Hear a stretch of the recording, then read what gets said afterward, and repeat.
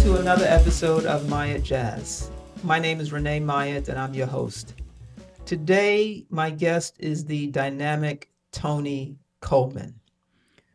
Once you hear from him about his life, his music, the stories, you won't be able to look away because he is such a vivacious and really spirited person. Forget the musicianship part of him, but just as an individual. I'm really excited to have him on the show today. I can't wait for you guys to learn and hear about him and what he has accomplished and what he continues to do to this day.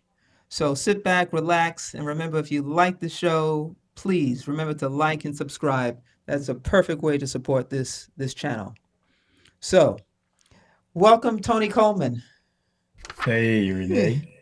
So as I said in the introduction, I am so excited to be talking to you because as I do with every guest, I always research and find out, who I'm talking to.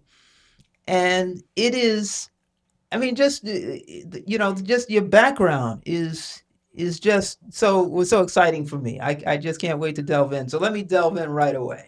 Yeah, of course. So, so first of all, you got an incredible background there. You've got the BB King, looks like a street sign. Yeah, that's the Uh, BB King street sign, and that's the uh, that's in his hometown of Indianola. Came from Indianola, Mississippi, where he's laid to rest at the museum. okay, And they when they made the street, the city gave a couple of those guys some street signs okay, to honor okay, him. okay. Excellent, And I excellent. have a replica of the two tour buses that we used to travel in, BB's bus and the band's bus. I don't know if you can see that, but anyway. Wow, no, no. Wait, that is the replica. Like they're small. Is that what you mean? Yeah, there were some little buses of Oh, okay, okay. anyway, that's just something that That's nice. So listen, I really appreciate you taking the time to do this. I know that you're in, is it Portland, Oregon? Is that where you are? outside of Portland, about an hour and a half south of Portland in Sheridan, Oregon. Yeah. Okay, okay. But now you come to Portland by way of Kissimmee, Florida, I That's believe. where Is that I right? was born and raised up in Kissimmee, Florida, and that's near Orlando. If anybody, people call it Kissimmee, Florida. Okay. Now growing up as I understand it, so Kissimmee, Florida, that's the South, right? That is That's Central Florida, right in the middle of Florida, but it's still down south. okay. It's the South. Yeah, Yes, yes. Yeah, I kind of that was my point, I think. yeah. So But so I didn't mean like it's down south. I meant like it's the South. You know what I mean? yes, yes, yes. In terms of maybe more cultural, I guess. Yes, Would that be yes, fair? Yeah, yeah, right. yeah.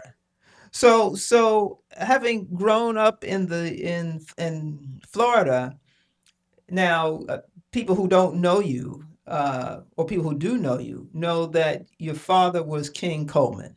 Yes. Now, King Coleman, just for those who don't know, tell us a little bit about your father before we get into you.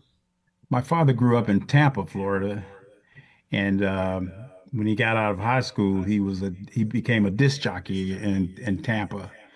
And he was so flamboyant and so artistic and excitable and full of exuberance and all of that.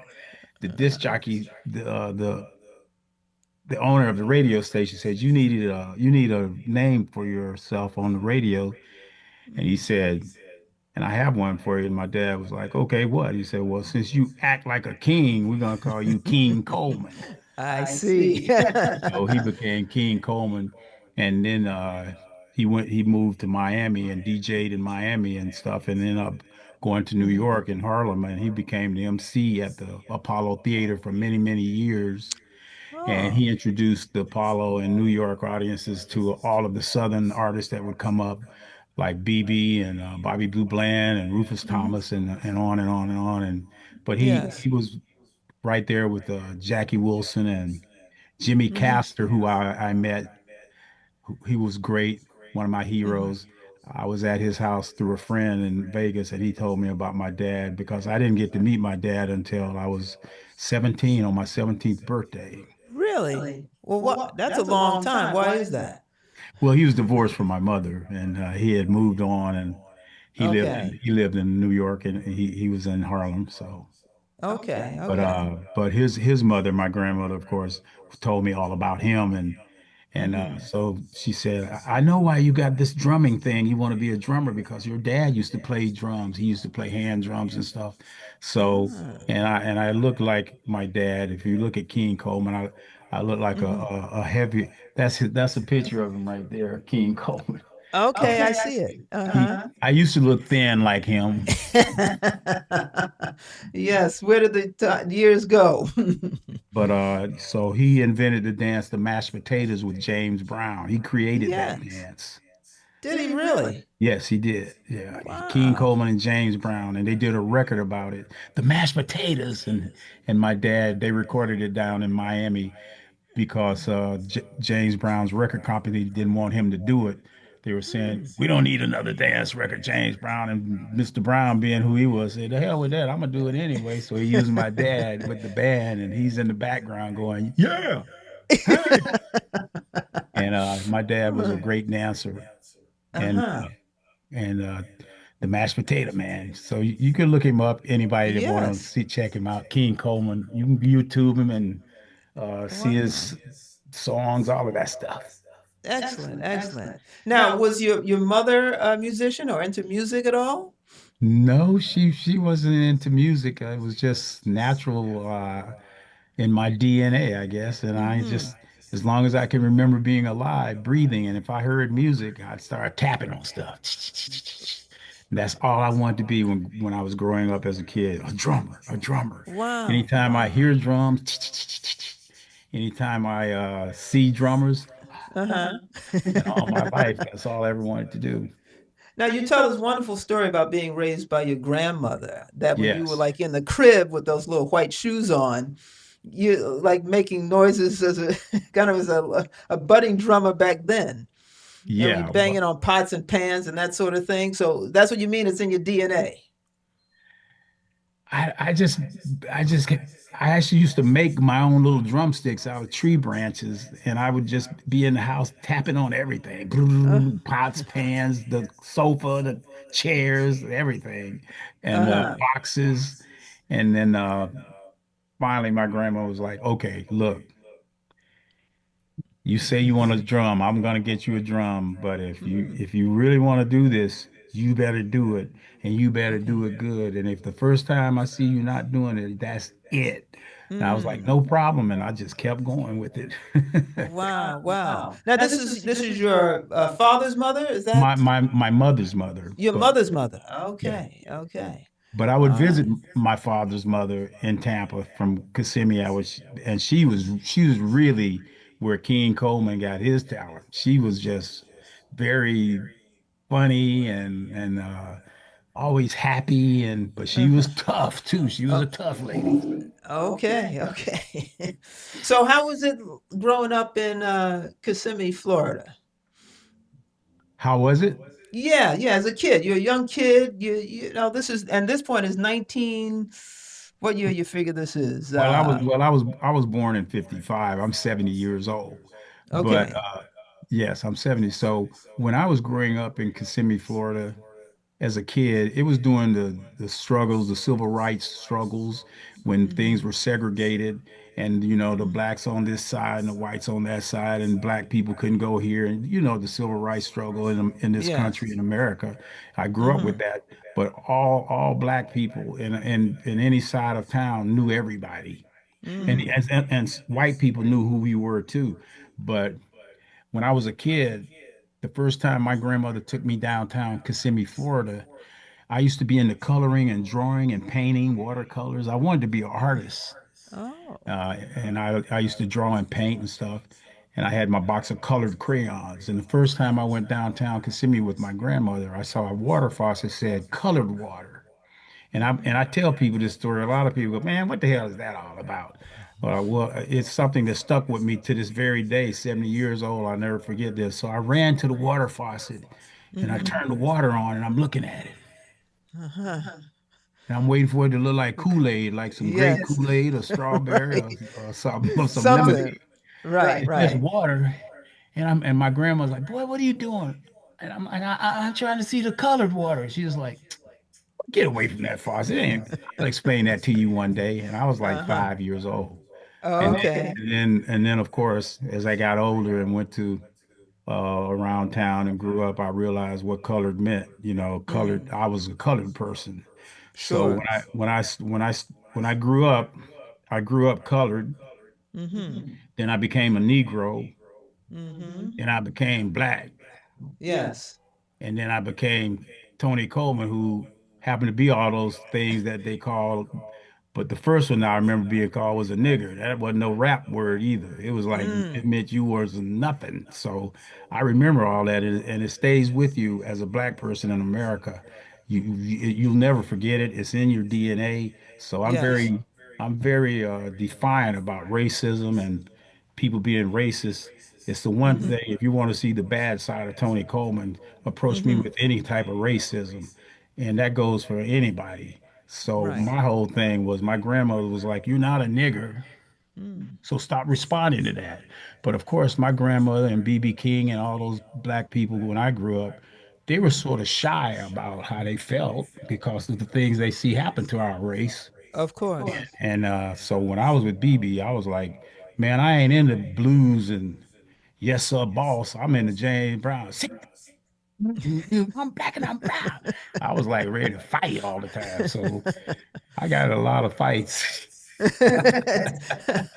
But now, as an older black man, I pick my battles. But we still have it today, even Sure. though things are a little better. But see, I'm ranting now. I'm going all the way. No, no, no. Because what happens is that it's a nice segue because what happens is when you speak of your grandmother, you speak of her in such really glowing terms that there's a story when you are called the a nigger is in school, I think, right? And you come Right. home and your grandmother, this is apparently what grandmothers do. She's trying to get you out of this sulking, brooding state that you're in because somebody called you a bad name.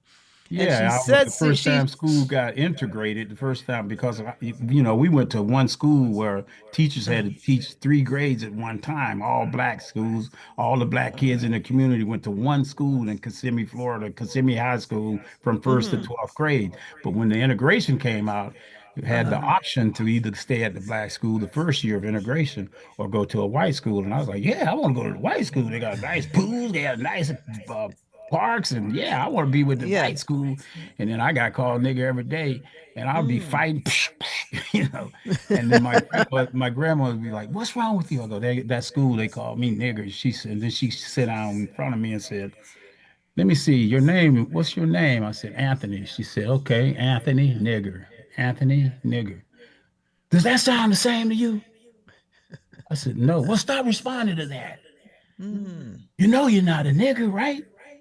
So stop responding to that. You just fuck, well, they don't want to be my friends. Well, F them if they don't want to be your friend. Well, my grandmother didn't curse. That's me right there.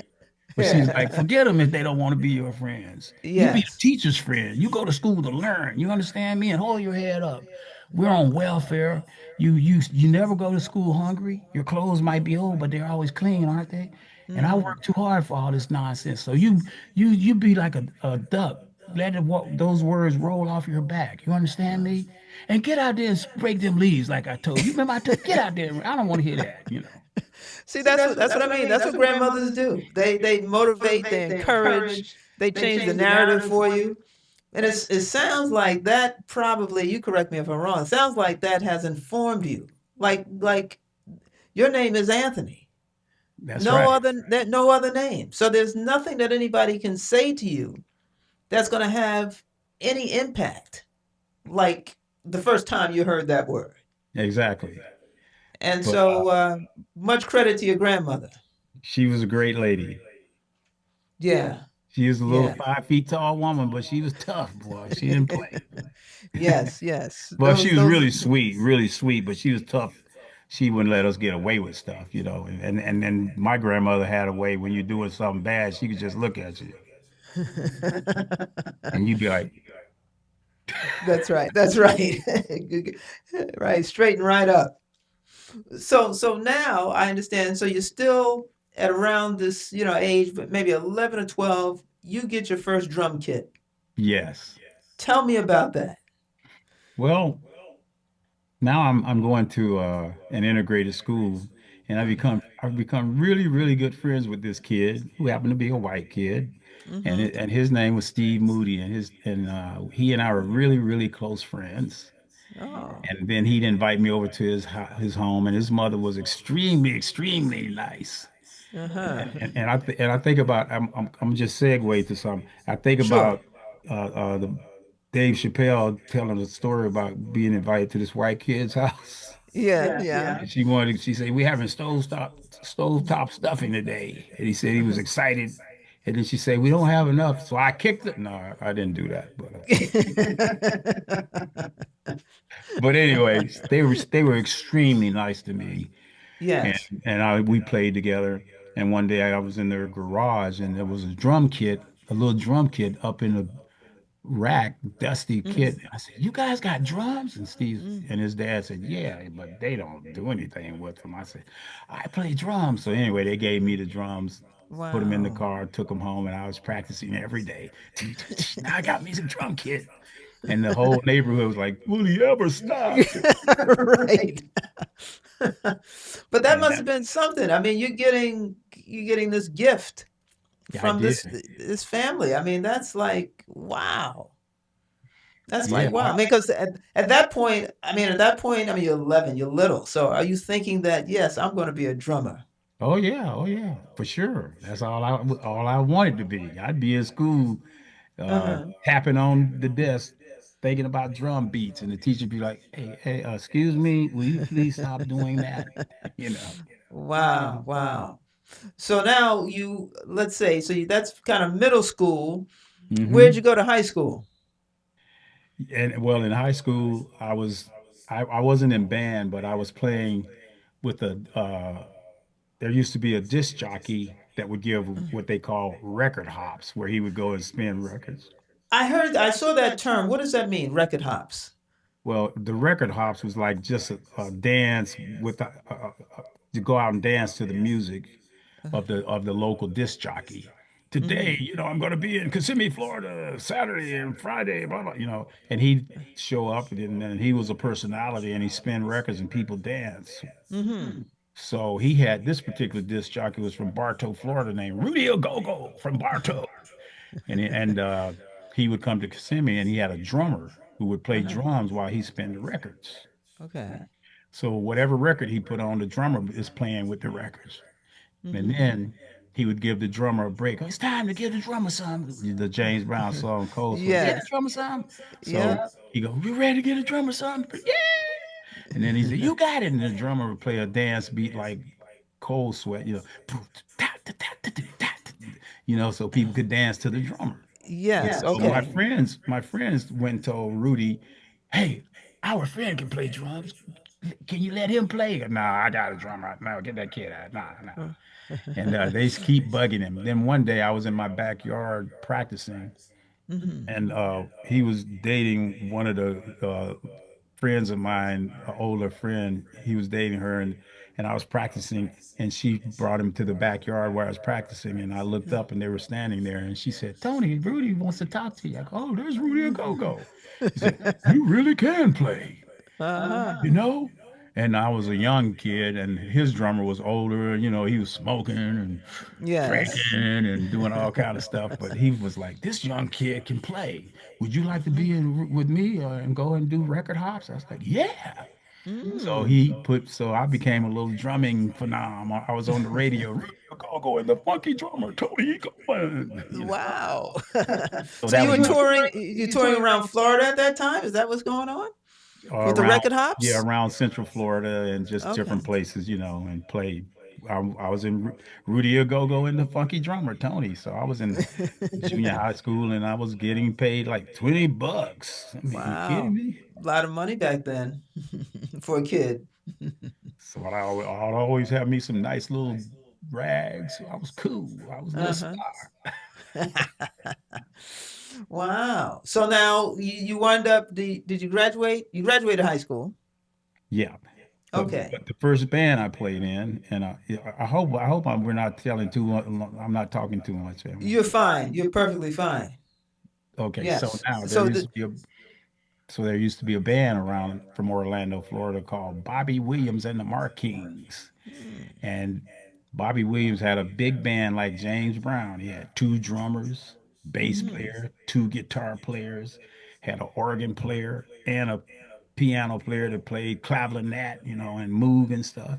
And he wow. had five horns, and it was a big band like James Brown and Bobby Williams Yes. and the Marquis. He had a Greyhound bus with their name on the side of it, Bobby Williams and the Marquis, and they would play at the Quarterback Club, the Elks Club in Orlando downtown, and then and behind that club was another club called the Quarterback Club with another band, the same size band, Lavelle Cama and the Train Robbers Band.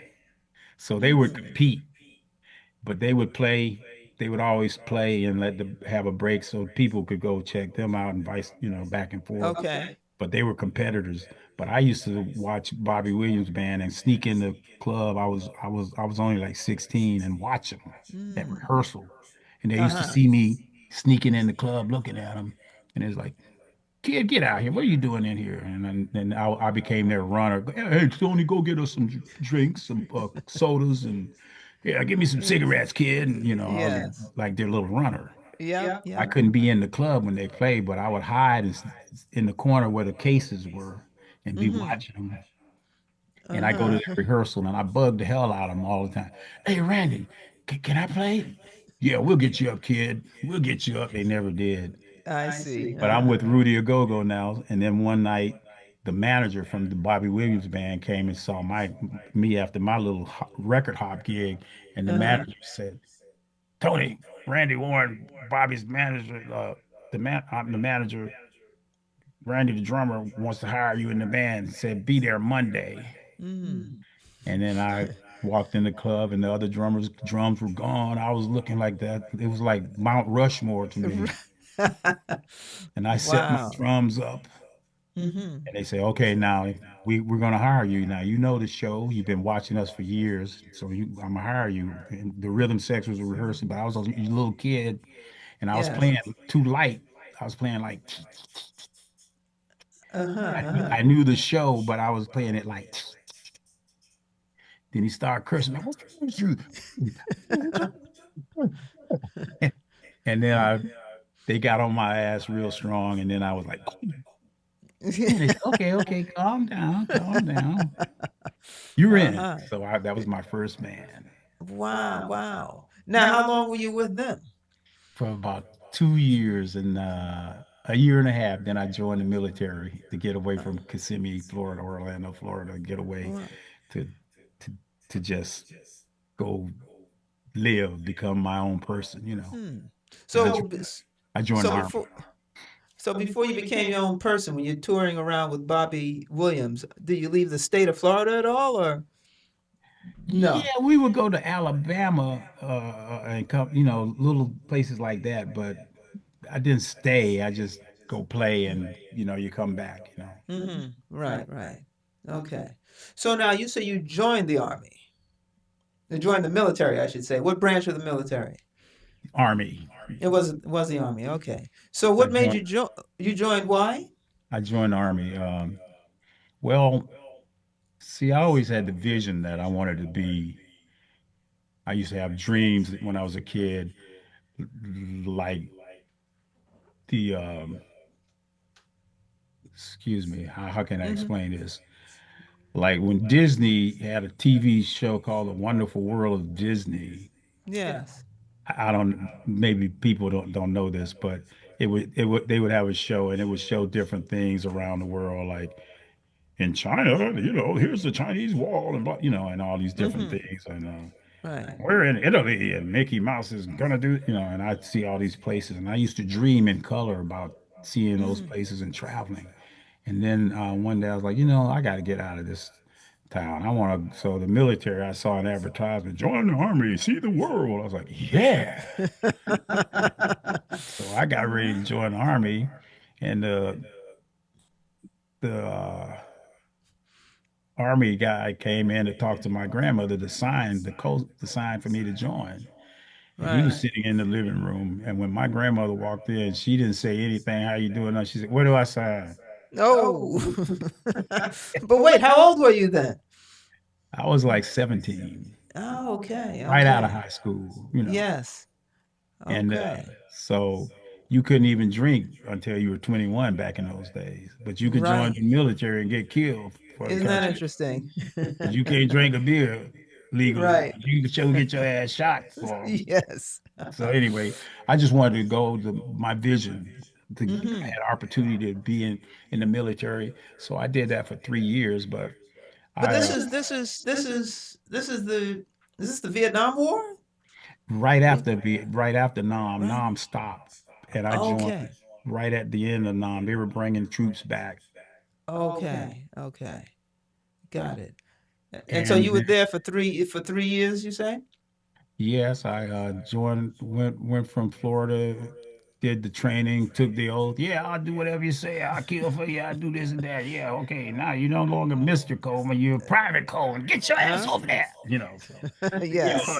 you're a GI. You're a government issue. You belong to us. So, and I was like, damn, I jumped out of the frying pan right in the fire on this one. Yes, you did. Yes, you did. But when I joined, I Hmm. joined.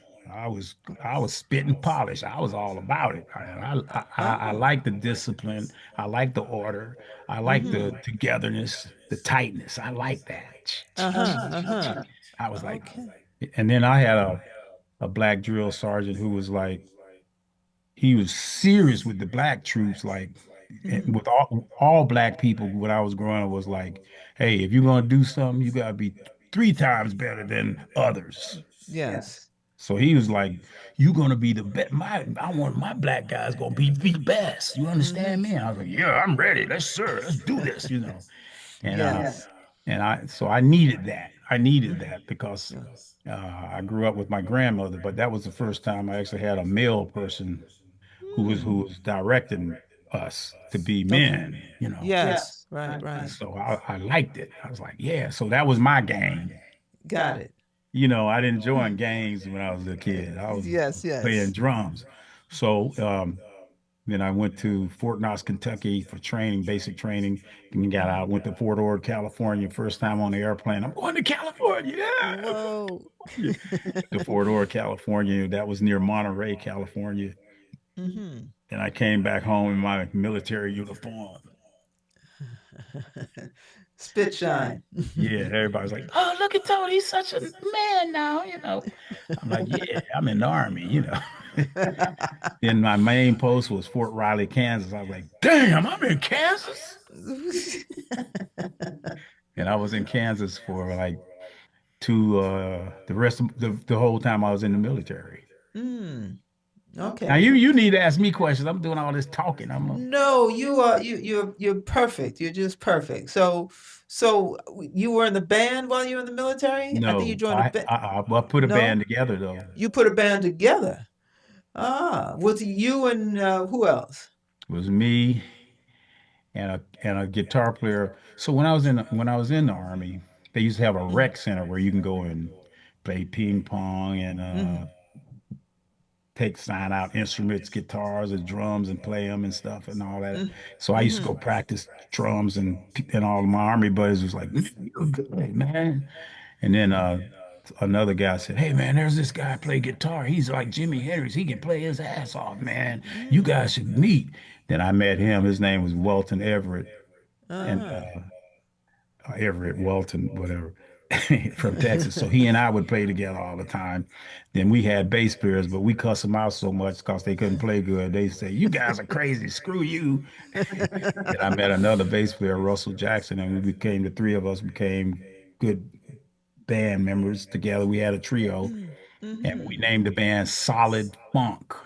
Solid And funk. named the band off a James Brown record where he's going, same beat, doom, doom, doom, doom, the same beat. You listen to that song, you go, "This is Solid Funk." And I said, "Hey, that's what we'll name our band, Solid Funk." Nice. So Very then nice. Then we had our band playing around post, and Hmm. that was solid funk. Wow, wow. Now you also your trio. I may be jumping ahead a little bit, but there was I don't know if it's the same trio. You had this called Silent Partner. Was Oh, that that's after BB.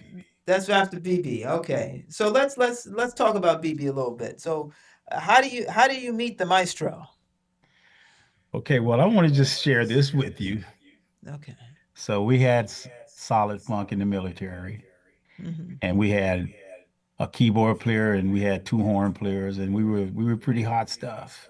And I Hmm. used to go to Kansas City to see my aunt, and my aunt, my great aunt, my aunt's husband was Willard Brown. He was on the Kansas City Monarchs. Hmm. He, Jackie Robinson, Satchel Paige, they played on the same team. Okay.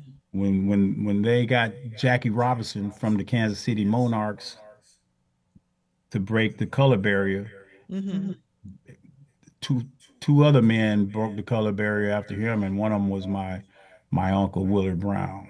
Oh, wow. You can look Fantastic. him up, Wow. Willard Brown, the Kansas City Monarchs. So when I used to go visit them in Kansas City, it, Hmm. it didn't seem like a big deal to me. So what? He played the black baseball team. All right, okay. Well, I was like, whatever. That ain't nothing. Right, right. But it was something which I realized later as I got older. Yes. I visit their house. All the great black musicians and ball players and stuff would visit their home and have parties and stuff. And my aunt would take us to the Musicians Union in Kansas City, where all the famous black musicians played and hung out. Mm. And so she introduced us to some of those folks, and she said, "Can they play?" And they were playing jazz, and they have their suits on and be knotted up and all Yeah. distinguished looking, and we got afros and stuff. And they said, "Come and play." And then they were trying to teach us how to play jazz, and the guy said, "Mm-mm, nah, these kids can't play no jazz. Get the hell off the Mm. stage. Go learn some jazz." And they used to have what we call the cool jazz festivals, Oh.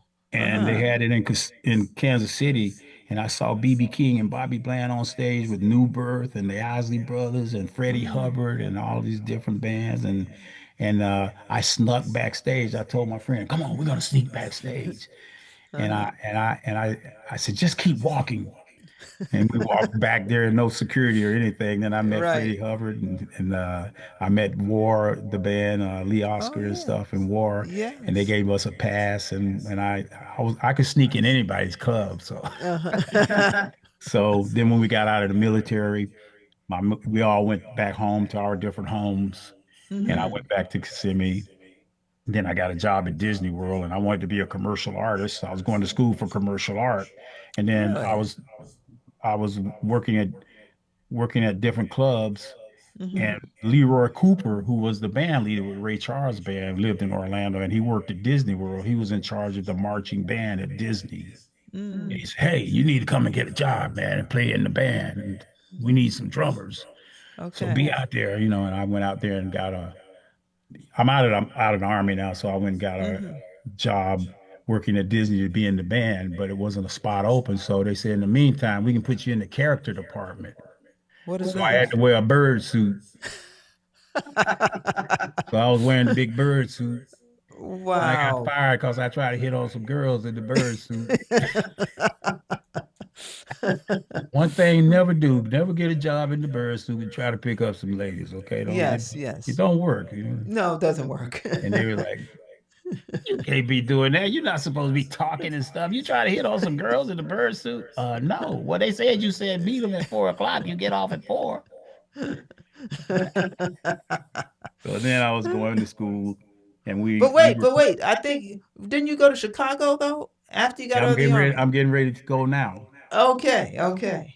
So then we were all talking on the phone. Let's go to Chicago because the sax Mm. player lived in Chicago. Hey man, let's put the band back together and come let's move to Chicago. Everybody, let's do it, man. We can be the Uh-huh. next Earth, Wind, and Fire, man. Everybody's playing in Chicago. All these bands, we can kick ass. Let's do it. So we all met up in Chicago, and Okay. we didn't become the next Earth, Wind, and Fire. We became the next. Would you like fries with that shake? It didn't You know, work we out. didn't quite work out.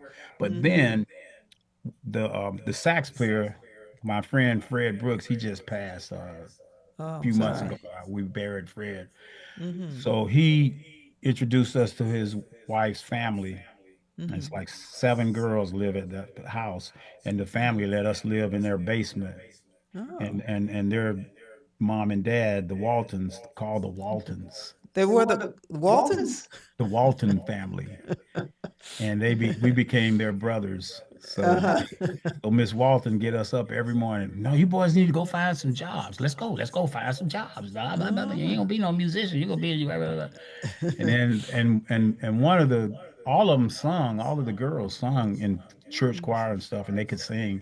And Mm-hmm. one of them was singing for Otis Clay, and she was gonna sing with Otis Clay, soul singer Otis Clay. So we asked Uh-huh. her, can we go to the rehearsal? She said, yeah. So we went to the rehearsal. When we get there, Otis Clay needed a drummer and a bass player. Wow. Look at that. Look at that. Amazing. So then Ain't it? that's how you meet Otis Clay. So then he becomes this mentor for you, Oh yeah. So almost like Otis, a second O- father of some sort, like a big brother, a big brother. Okay. Otis Okay. was the first major, successful Mm-hmm. artist that I ever worked for. And we Mm-hmm. played with Otis, and we went to Japan, and we had the number three live album we recorded in Japan in soul charts in Japan, and it was Earth, Wind and Fire, Natalie Coleman, Otis Clay. I remember that. That was in Wow. Wow. 1978. That's impressive. That's impressive. Behind Earth, Wind, and Fire and Natalie Cole. Yeah, that's the first live record of Otis Clay live, Tokyo, Japan. Uh-huh. Then he did one later on live with the Hodges brothers from Memphis. But we Mm-hmm. did the first one, and it was a kick-ass record. I love that Wow. record. Wow. And so what Otis did, he played which instrument? Otis song, he's a singer. He sang. Okay. Did he play instrument at Trying to all? live my life without you, Ah, baby. You know that song? I know it, yes. Yeah. And you did a nice rendition Precious, of it. precious, precious baby, you're mine. Yeah, yeah. Now, Wow. now Otis Clay is gonna do a tour. Purvis Okay. Spann is the first black DJ in Chicago that had his own radio station, WVON, and he knighted Aretha Franklin, the Queen of Soul, Purvis Spann. So Mm. Purvis Spann was managing Otis, and Purvis Spann was going to have a tour called the International Blues Tour with B.B. Okay. King, Bobby Blue Bland, Albert King, Otis Clay, Muddy Waters, Tyrone Davis, Little Wow. Milton, O.V. Oof. Wright, Betty Wright. So we did this tour. Yes, yes, heavyweights. So we did this tour, and the tour ended in Chicago. Mm-hmm. And after the tour, we went to Purvis Spann's club, the Burning Spear, called the High Chaparral, also known as the Burning Spear. Well, Uh-huh. an after party with all the artists. Mm-hmm. And so when we get there, the house band was shutting down, but Purvis Spann asked the house band, "Hey, can y'all play one more set? We got all these people gonna be here." And I knew Walter Scott. It was Walter Scott and the Scott Brothers World, that band, and they were like, "Man, we're done playing. We've been playing all night, man. We can't. If you pay us $100 a piece, we'll do it." And he said, "I ain't paying you 100 nothing." He was like, "I ain't paying you 100 nothing. Y'all play, man. Come on." And he's like, Yeah. "Man, you need to pay us, man." And I said, "Hey, Walter." Hey, he's like, "Yeah." I said, "Can we use your gear, man?" This is rhythm section. Me, Russell Jackson, Leonard Gill. We Uh-huh. called him why. He said, "Yeah, go ahead, man. Y'all stupid, man. Y'all don't do it. Y'all always doing stuff for free, man. Get on, go on, play, man." Uh-huh. We Uh-huh. did the jam session, and it was great. And BB was up there, and Otis said, "Hey, man," turned around. "Hey, Uh-huh. go into BB's new song. You guys play it better than his band. Go start playing it." And it was Whoa. called "Never Make Your Move Too Soon," which was the Oh, first sure. time BB King had a record that had a dance groove in it. Yes, The okay. Crusaders backed him up on this record, Midnight Mm-hmm. Believer record. Listen Mm. to that record. That's Okay. the first time a blues song had BB had a blues song with the bass. It's funky. Uh-huh. Uh-huh. I ain't like the Wow. blues. I ain't like the blues, but I like that record. And we played it, and BB Okay. turned around and was like, "Yeah!" And his sax Oh. player jumped on stage, his band leader, and he was like, I said, "BB like us." And after the jam session, we're on the side of the stage with Mm-hmm. all the other musicians. And Cato Walker, his band leader, said, "I'd like to see you, you, and you. How would y'all like to play with BB King? He wants to meet you. He's Wow. upstairs." Uh-huh. Man. Man. He said, and then and Walter Scott, I remember Walter Scott said, "I'd be a mother." He's like, "Damn." And then when we went upstairs and BB was waiting on us, and he was like, "Hey, young man, how you doing? You guys are Uh-huh. really good. You sound good. You look good. You know, we're young guys. You know, we're not like Yes. all drunk and all high and stuff." Right, right. We're what Buddy Guy said to me. Buddy Guy said, "The first time I met you, Tony, you was green as a pool table and twice as square." So That's a BB nice said, line. "I told Otis, I love your band. I'd like to offer him a job." And Otis said, "Well, you should. You should talk to him." So BB was nice. At least he told Otis, "I like Okay. your band, man. I'm gonna offer those guys a job. You know, you Right. I hope you won't be upset if I do it." And Otis was like, "No, go and offer it to him."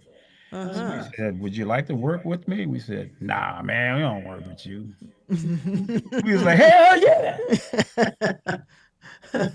So Otis had to be happy for you. I mean, that Oh, was he was like very. I mean I mean that's like putting you on the map at that point, right? BB King. That was big time. That was real Yes. big time because BB King was the man, and all of the black artists in blues, soul music, James Brown, BB King. It Mm-hmm. was only a few who had that kind of stature, you know. Mm-hmm. But Okay. when it come to the blues, BB Yeah. was the man. Uh-huh. Wow. Now you And talk Bobby Blue about Bland, of course. I was going to say Bobby Blue Bland. That's right. Now you played with him as well. Yes. Now was that simultaneous with BB King? Was that It because was back and forth, oh, back, forth, okay. forth, back, back, forth, forth. Because Yes. because Yes. I was very, could you say, arrogant, maybe? Okay, we can go with that. I, I wasn't arrogant. I was just very sure of myself, Okay. and I was confident. I had a lot of confidence in who I was as a drummer. I know I could play. I know I could play. But when I Yes. got with BB, the older cats working with BB, Mm-hmm. Southern guys, a lot of guys from down south, Mm-hmm. Southern black folks have a thing about if you the boss, you the boss. Yes, sir, boss. That kind of thing. Yes, sir, boss. Uh-huh. Like the old Southern black man with the white plantation on. Yes, sir, boss Yeah. man. You know, and I was like, Yes. man, I ain't nobody's yes, sir, boss man person. I ain't going no, no, Mm-hmm. not no, Mr. King. I ain't feeling all that. You know, and I would Uh-huh. we would kind of Butt heads. Mm-hmm. the little young bull with the old bull. You know, so so anyway, he and I, there's a whole story behind that. So he and I didn't, I had to go my separate ways from him. And Bobby Mm-hmm. Blue Bland hired me. And Uh-huh. then later on, I find they both knew that that's King Coleman's son.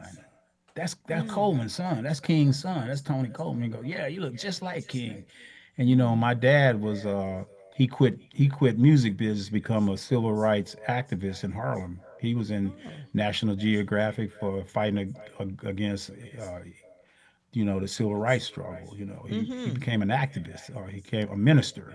Oh, I see. Oh, He I didn't became know that. Reverend Coleman. But Mm-hmm. but they knew my dad. My dad was their good friend.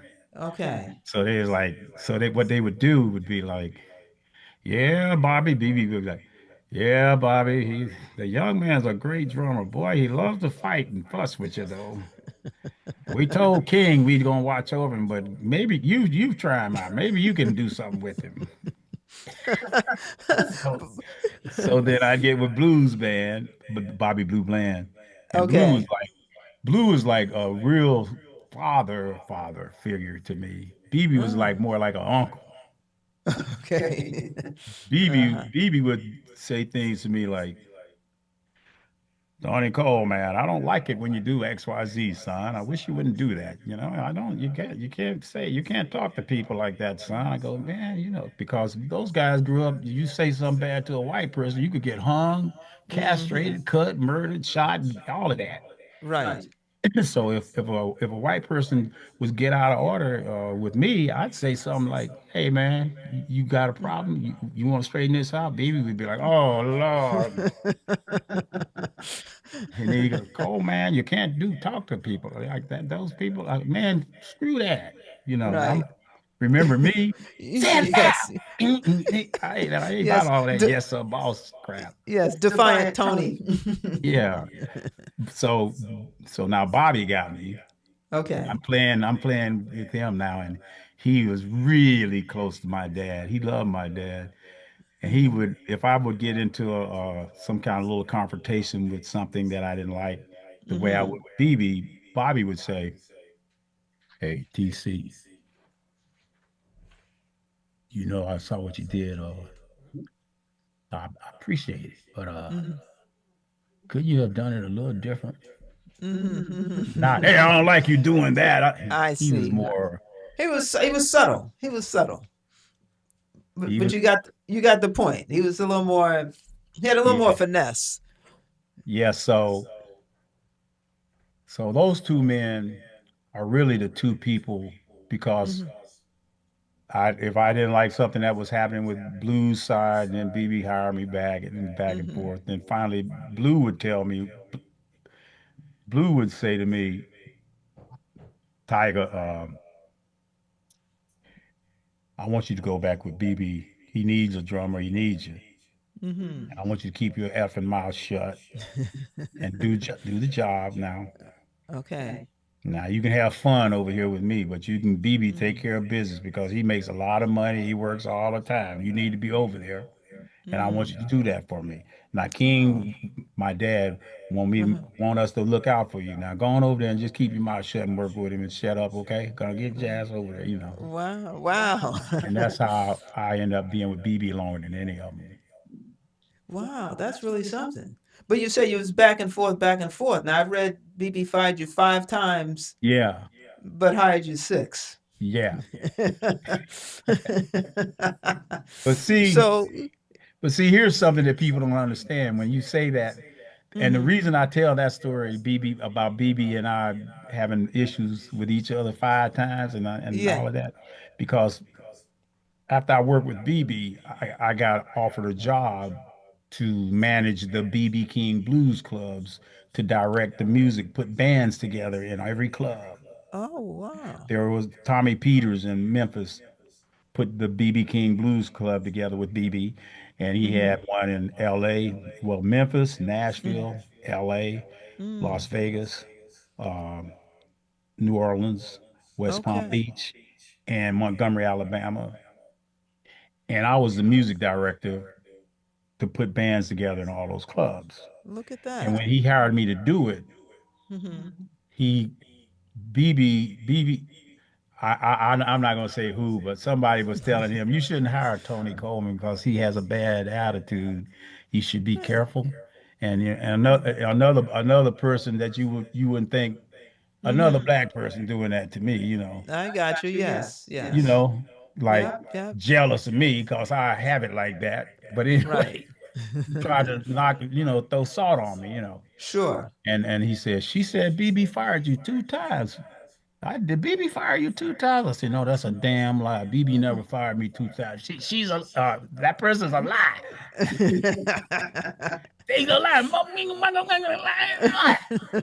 BB ain't fired me no 2 times. He said, well, that's what she said. Well, she's a lie. Okay, she. Uh-huh. Say, he fired me 5 times.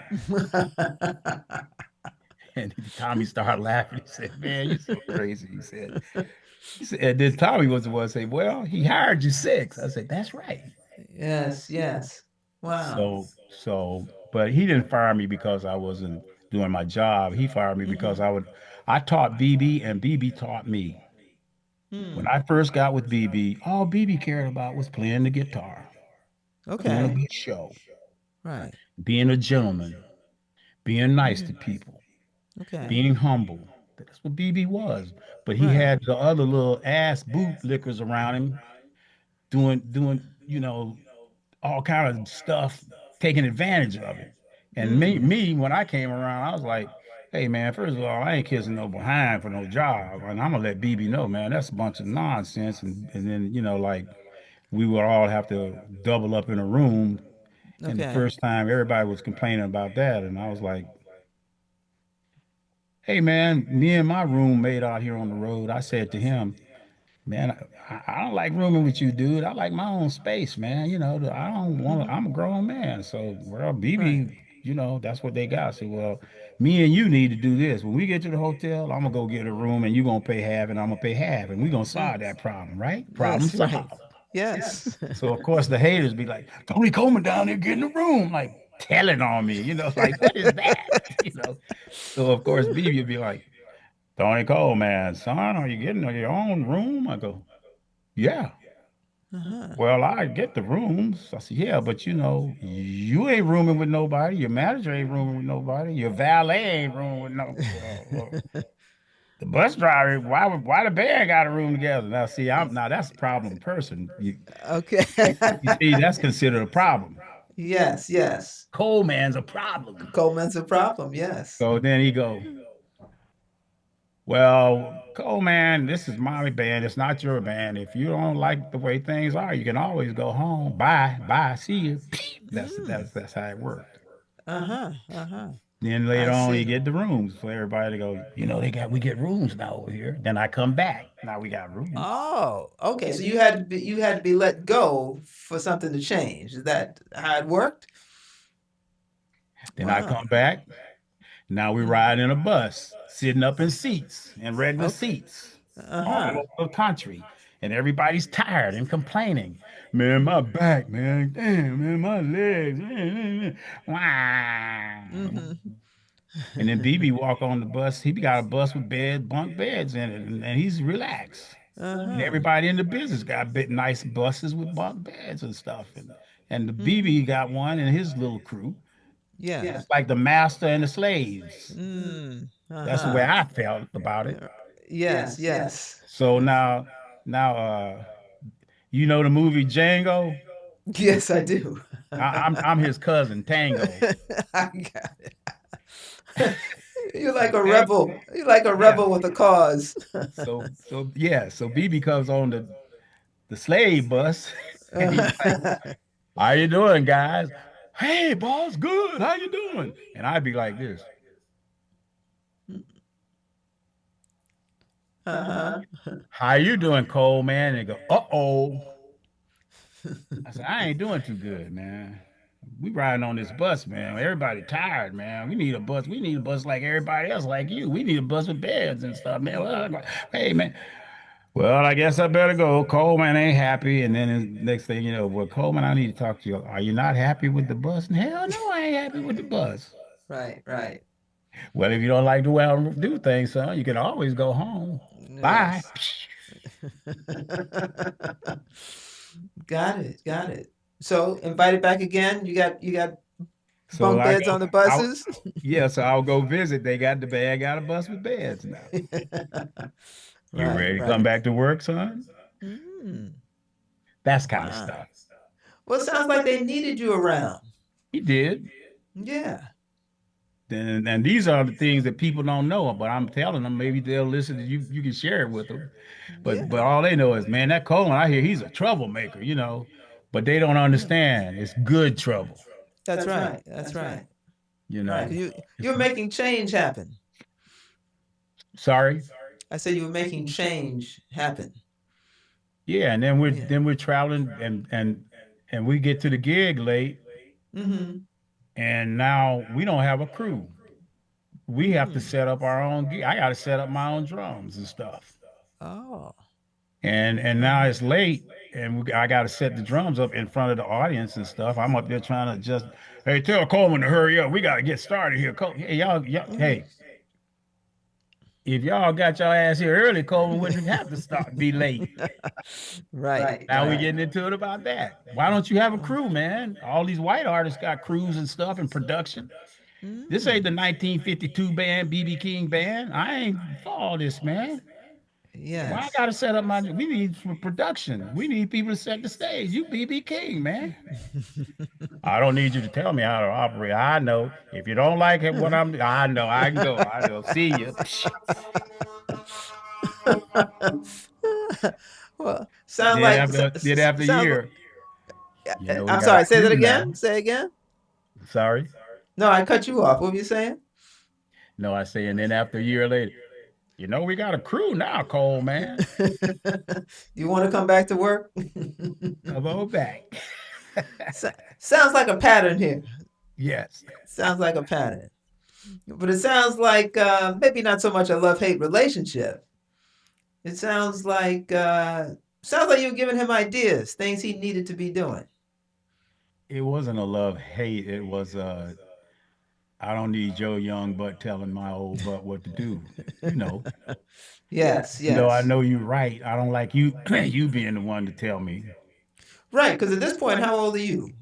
This is Well, BB was 30 1970. years older than me, so if so Oh. whatever years I was my age, he's 30 years older than me. Mm. So if I'm, you know, 30, he's 60, you know what I mean? Okay. But the idea that, you know, black people really grew up with the thing like, hey man, I don't need no young person telling me nothing. Yes. That's our creed, man. You know, you Yeah, hey, yeah. hey, hey little boy, you speak Right. when you spoken to. I That's when you, hey, when I want you to say something, I tell you what to say, you know. That's our exactly. culture. Yes, absolutely. So, We so need speak. we need it back sometime. Listen, you get no argument from me on that one. But speaking of our culture, you talk quite a bit and probably passionately about the blues being black culture. So talk to me about that. Well, here's right now, I'm 70 years old. Hmm. August 12th, 1955. So I'm a lion or Leo or whatever. Right. I'm 70 years old. I'm a black man. I believe in I pledge allegiance to the flag, to the United States, blah, blah, blah, blah, blah. You know, every man's equal and blah, blah, blah, blah. I Hmm. believe all of that. Okay. I love black people. I love white people. I love green people. I love little polka dot midgets. I love people. I love Yes. humanity. Okay. But I have a black culture. I have a black style. We are black people. We created this country in the United States. The slaves did all the work to make the White House and all of that. We Hmm. they don't want us to know our history as black people. And as artists are always the kind of people that if you can dance and sing or throw a ball, Hmm. you get a pass on being black. Hmm. If you know what I mean by that. Whereas if you were just an ordinary black person in a situation of racism like down south in those years, Yes. you yes some boss. But if you could make me happy dancing and singing Got and it. tap Yes. dancing, ding ding ding ding ding ding ding ding ding ding ding. That's Oh, we right. like it. He was so cool. That's that dancing black boy right there. He throw a ball. Wow, yay. Hmm. Now, we black people, we like to party. We like to have fun. We're very, we're, we're happy people. We're very, what's the word I'm looking for, Renee? Uh, I mean, listen. I mean, I don't. This may not be the word jovial. We're We're jovial people. We're happy. Our yeah. culture. We like to Yes. have fun and be happy. We're not just Yes. angry people and mean and nasty people. We Right. like to help people. I know the word I'm looking for. We're Hmm. inclusive. Inclusive. Wow. Now, what do you mean when you say that? We're inclusive. We're not exclusive. So, what we invite everybody in? Is that what you Yeah, we'll mean? let you in. Okay. Come on in. Hmm. Elvis Presley, that little white boy saying he been over there in the black community, over there in the hood. Come on in, Elvis. Hang out with Hmm. us. Yeah, now I can study the black guys. Hmm. And it's like, yo, he's a cool white kid. Come on in. But now BB couldn't go over to the white community and come on in. True. So our music, if you a white artist and you a white person and you want to learn how to play black music, we'll show you the Hmm. licks. Instead of we're gonna show you, teach you, show you. Yes. And you go, yeah, thank you. And I run off and then come big millionaires riding around and flying in private jets and things. And you still over there in the club at the chitlin circuit eating some pig feet and some knuckles and drinking some moonshine and you broke and he done took your culture and ran in and made all kinds of money. Yes. But it came from you. But now you got to stay in your place. You can't be bitching about that. I don't want to hear you bitching and moaning about that. So you Hmm. just be humble and shut your mouth and go on and do your dance and shut up. Hmm. I'm not Hmm. that. That's not me. I'm done with all of that because I'm inclusive. I'm not exclusive. I love everybody because I've been in 98 countries around the world playing black music. Hmm. Wow. And I don't mind saying their names loud. I Hmm. know all of them.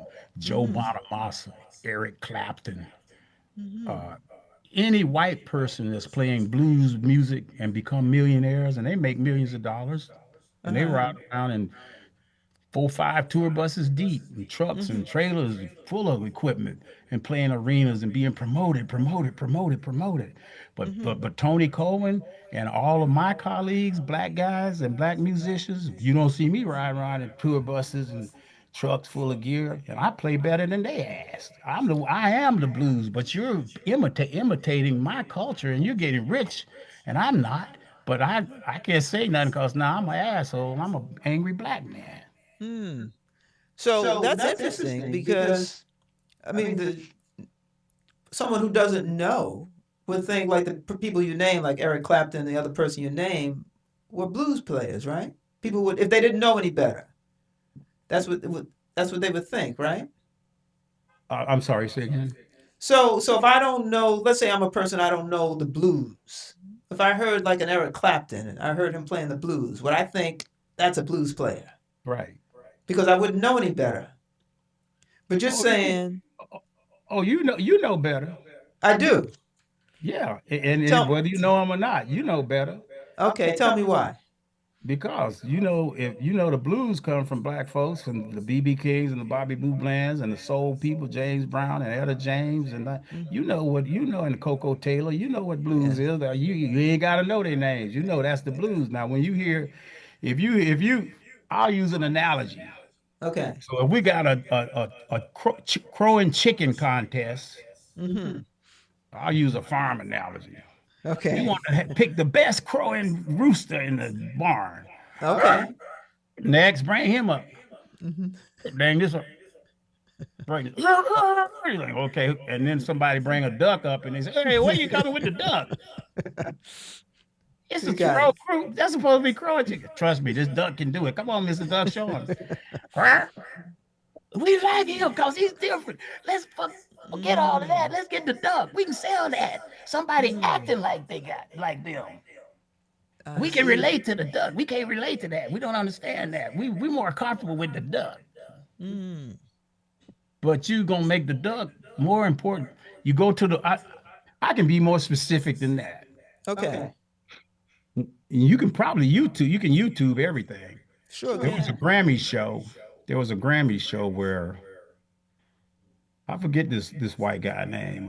Mm-hmm. He was singing "Sitting on the Dock of the Bay." Neil Sean produced this white guy. He had curly hair. This tall white guy. He was Mm-hmm. singing, "Waiting till the evening come. I'll be sitting on the dock of the bay." Whatever. He Mm-hmm. had so at the Grammys they said now for the best soul record this year, Mm-hmm. and the nominees are Teddy Pendergrass, Mm-hmm. Luther Vandross, Okay. the white dude whose name I can't remember, Uh-huh. Freddie Jackson. And the Okay. winner is the white dude whose name I can't remember. And I saw Gladys No. Knight was in the audience did like this. And the camera moved. And Oh my. Luther and those guys like, now you know damn well Luther Vandross was saying, man, if I could get hold of him, man. But you can't Yes. do that, Luther, because you're taught to just take it, be cool, and take the high road. Man, I Yes. ain't taking no high roads with this stuff no more. I'm done with all of that. I'm telling the truth. You don't like it. I don't care. This the damn truth. It's wrong. You got to Uh-huh. respect Tony Coleman and all of us who've been out here all these years doing our music. And you don't want to give us the opportunity to get promoted the same way you promote Bonamassa. You don't want to promote Tony Hmm. Coleman, but see, nobody says this for me. I have to say it for myself, and that's what makes me look like an asshole. But I don't Mm. care because it's not right. But it is not right. And it's not, it's been happening for as long as we can remember. When you talk about Elvis Presley, there have been the same kind of conversations. Yeah, whether it's I think Perry Como. I mean, we've had these conversations.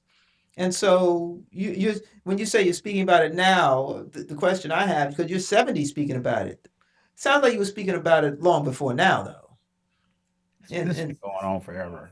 yes, yes. So this is the question. This is the world we're in, right? This is the world we're in. So what do we do? I mean, you told, let's say there's Well, a young, let's say there's a well, young blues musician coming up. He's going to have the same Renee, experience at some point. What do we do? let me put a clause thing under this conversation. Okay. I'm not racist against white people, Okay. any person of different color. This isn't about race for me. It's racial, but it's not racist. Hmm. Look, I'm a black person. Well, you just Tony Coleman. You're a nice guy. I don't see you as a black guy. Just no, I'm a black guy. You ain't that damn crazy. I just happen to be a nice guy who like people and humanity. I've been in Yes. 98 countries around the world, made friends with people I can't even speak to them. We happy. But when Mm-hmm. it comes to my culture and this music and blues music right now, hey, I'm happy these white guys making money and millions of dollars and being able to roll in them tour buses and all that. But god Mm-hmm. dang, man, don't I deserve to be treated the same way? After Mm. all, it came from me and my people. Yes. I've been carrying this around for years, and then me and BB used to get into it about it all the time. And BB didn't get to say something until he got like a couple of years before he died. He started speaking out, but it's too late now, boss. Yeah. Yeah. Yeah. So my whole thing is, what we can do to change it? That's the question. We gotta be like those young rappers and my man that started that company, FUBU, for us, by us. By us. Yes. Uh-huh. So you don't want to play with me? Well, take your ball and run off. I gotta get my own ball and play with it and make my own business. Now we gotta Mm-hmm. start from scratch, create our own business and book ourselves and manage ourselves and don't steal from each other. Well, there's that. We got to do for ourselves, and y'all have gone. You're changing the sound of what blues is. I know the difference. Hmm. So let me create younger people to teach our history, like BB and those guys taught me, and we know our history. But now they don't even want you to know your history. In schools in Texas and Florida, you can go to jail for teaching black people was a slave. What do you mean? You got good jobs when you was a slave. You learned good trades. Yeah, you learn how to kiss ass and shut up. I ain't gonna do none of that. So I wasn't a good slave. I wasn't a runaway slave. I was a Nat Turner slave. Uh-huh. So, am I angry? You damn right I'm angry about it. What am I supposed to do? Sit around here and pretend and kill myself? I'm angry on the inside like we do and get high blood Yeah. pressure and stuff because we so angry on the inside, but we smiling on the outside. No, Tony Yes. Coleman, I'm like that Earth, Wind, and Fire song. Ain't it funny how the way you feel shows on your face?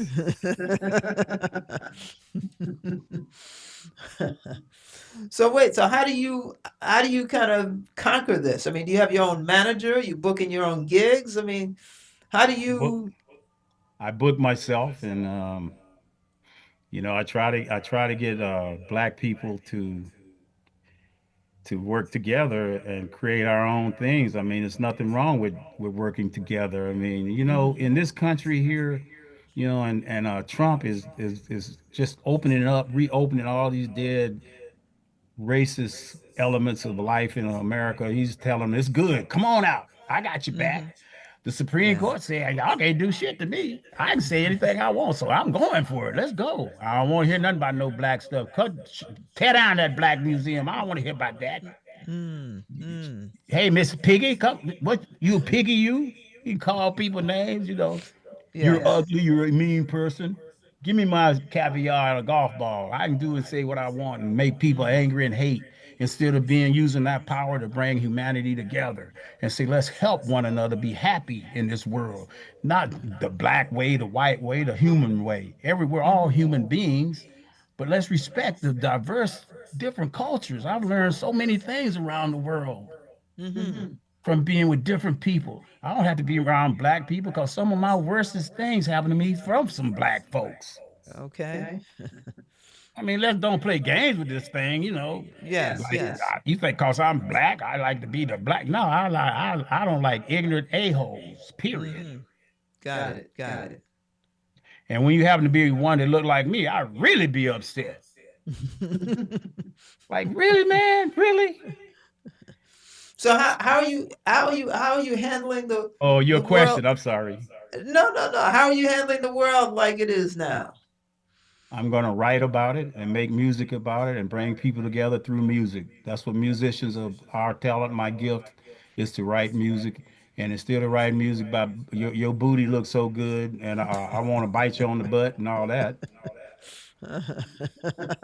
and calling you the But N that. word. And I want to write about things that'll make humanity come together because we are human beings. Mm-hmm. Before we're anything. We're all human beings. So let's write music in my style of let's come together. Let's be together. Let's respect one another.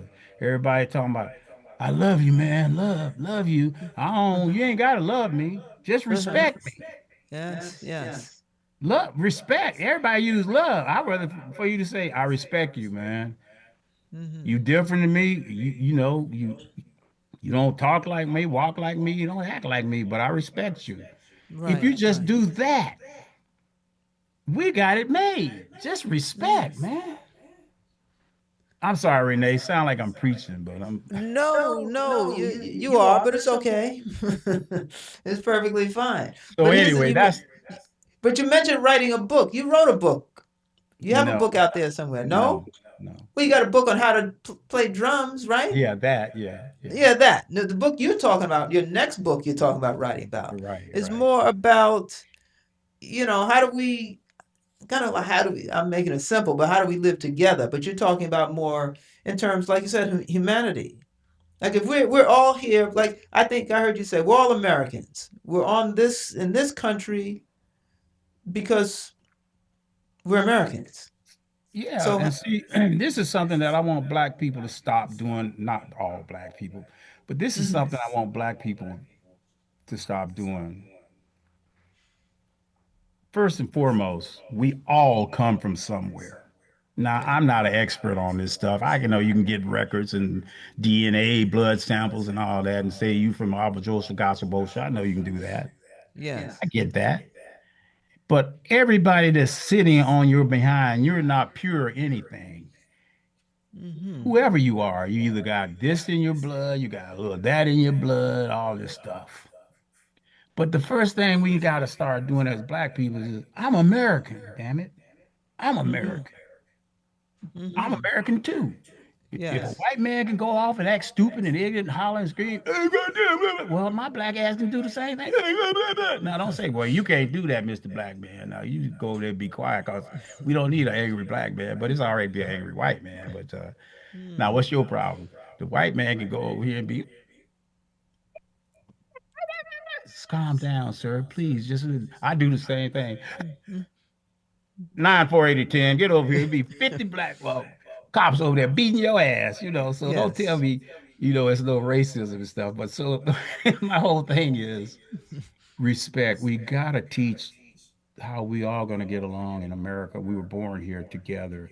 Now let's stop this. All these years, I'm 70 years old. We still Mm-hmm. doing this, Renee. Yes, yes. We Still. calling women, we the president calling women ugly.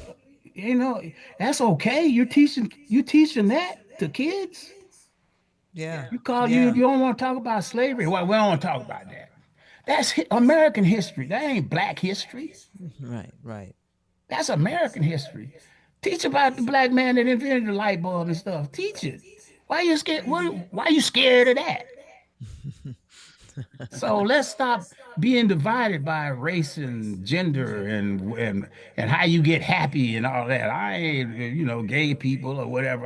Man, we people, we human beings. You do your thing. I'm gonna respect you. You respect me, and let's just be careful with each other and just be respectful of one another. And I don't agree with you, but you good with me, and we got to teach that. And musicians can do it through music.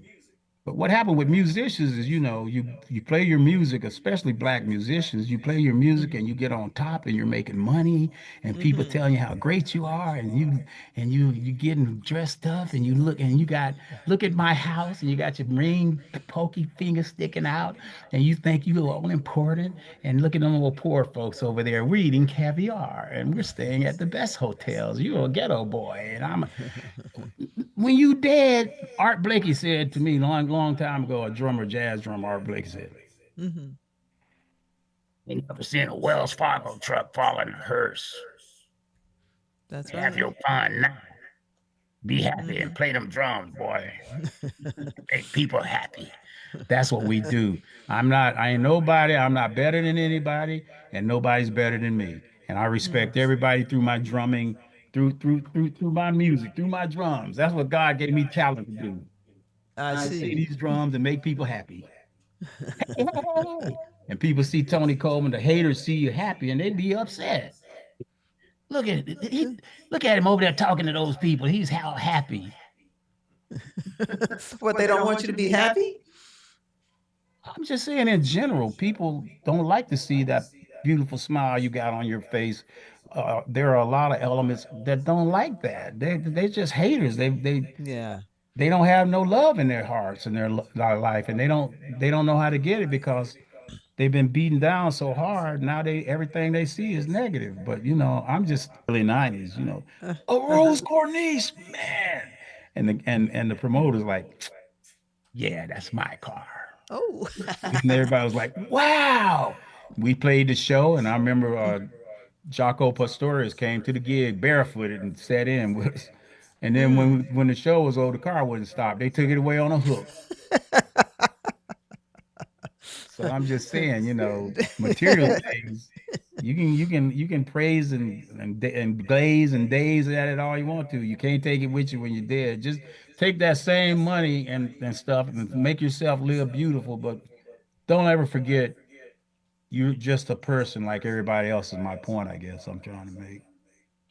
Well, it sounds like, I mean, you started out saying, in terms of describing yourself a little bit, but I read something about you, and you tell me, and I think you may have said it, which is that you're intelligent, you're articulate, you're opinionated, you're arrogant, and you're accomplished, and you are a man with something to say.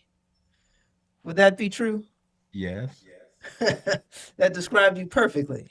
yes, And that's why I was so excited to be talking to you, because there's like, you don't hold anything back. no. And I don't know if you've done that all your life. It sounds like you may have, based on, locking horns with BB King and perhaps other folks. And so you got a hat on now. But it sounds like, because you've been doing that all your life, you are. Have you ever heard the term being a down brother? Have you ever heard that? Would you say Yes, that you're a down brother? I am Okay. Why would you agree with me with that? because I keep it. People they've been saying keep it real. I've been keeping it real since I was a little baby. One time I'll give an example. Mm-hmm.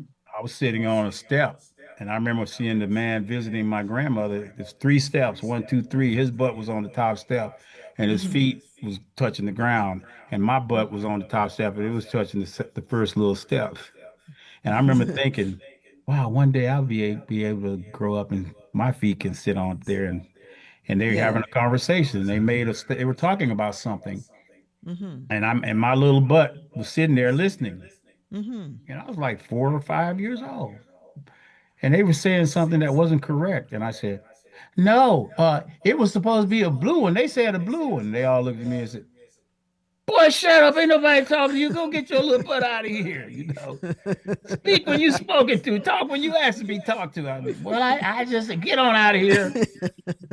I always got something to say all the time. That was just my spirit. I don't know why it's like that. I just who I am, my spirit. Yeah, yeah. But it comes across absolutely. And maybe that's why, when my friend Anita calls me and says, "Listen, you got to get Tony Coleman on your show because he's just a fantastic guy to talk to. He knows so much and so much history about blues. I understand you're not a jazz No, drummer, right? no, So I've heard you say that you're a jazz faker. I am. Now, what does that mean? I'm a jazz faker like some of these blues fakers. Except I don't be considered great at playing jazz as a faker. I suck at jazz.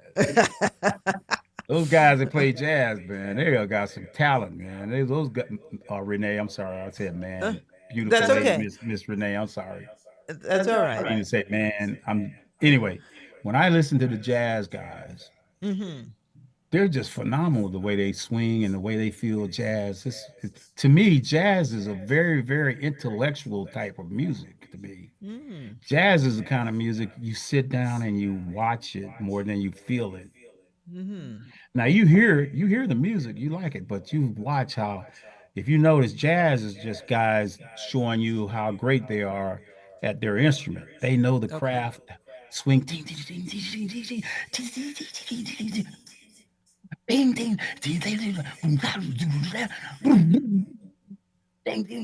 ding, and then try to get Tony Coleman to play jazz. I'm like, bang, bang, bang, bang, bang, bang, bang, bang, boom, boom, boom.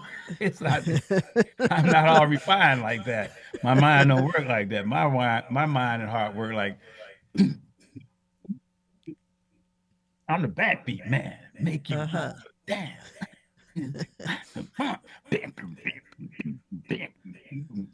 Clap your hands.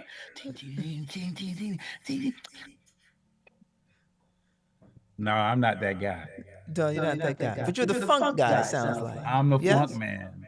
Yeah, yeah. Funk and soul, Funk R&B, and soul. funk and soul, and rock and roll, funk and soul. Uh-huh. Now you also sing I as do. well. Now I heard a rendition of "People Get Ready." Is Get, that on an album of yours? no, it's get ready. Get Ready. Get ready, cause here I come. Get Yeah. ready. Yeah. Is that on an album of yours? Yes. Oh. So I'll so I'll get you my music. You can download it, but I'll get you some hard copies and sign it to you. But Oh, that'd be uh, nice. uh I always liked that song when I heard the Temptations said sing it. Excuse Mm-hmm. me. I never had a girl makes me feel the way that you do. It's all right. Eddie Kendricks. I never had a girl that makes me feel. That man had the best. That's the most manliest soprano. I like it. Everybody else who sang high, they sound real girly, but he sound more like an angel to me, Mm. like a manly Okay. angel. Get Yes. he had a nice voice, whereas I hear here's the sun, Blue Magic. Dude sang oh good, but he don't sing like Eddie Kendricks is the one. Philip Bailey. Eddie's the guy, Mm-hmm. in my opinion. But anyway, I okay. always like Get Ready. And then I heard this white dude in Rare Earth sing it. He changed it up. Oh I never, and he played drums. uh-huh. And the Rare Earth, and they were on Motown, and they took Mm. that song and made it their own, and it worked. And he did the rock and roll type funk version of it, Oh. and it was cool. And he played drums and sang, and I was like, yeah, Uh-huh.